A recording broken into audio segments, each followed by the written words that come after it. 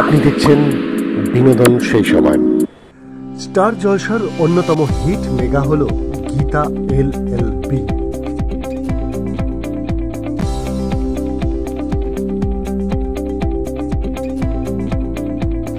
এই ধারাবাহিকে স্বস্তিক এবং গীতার রসায়ন জমে এখন ক্ষীর।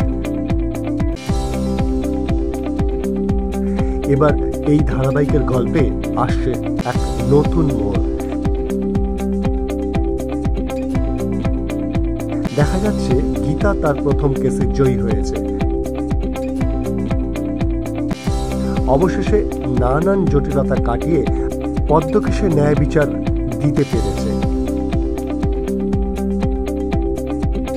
আর প্রথম কেসে জয়ী হওয়ার পরেই কথা মতো গীতাকে সিঁদুর পরাতে আসছিল স্বস্তিক।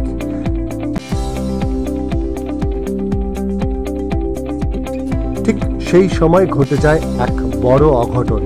স্বস্তিকের উপর কারা যেন হামলা চালায়, রড দিয়ে তার মাথার পিছনে মারে। অজ্ঞান হয়ে পড়ে যায় স্বস্তিক।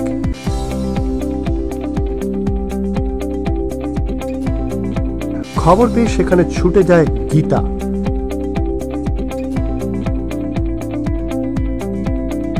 এবার কি গীতার মনেও ভালোবাসার ছোঁয়া লাগবে?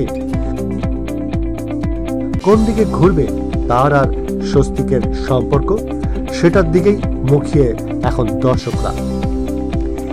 বিনোদন সেই সময়।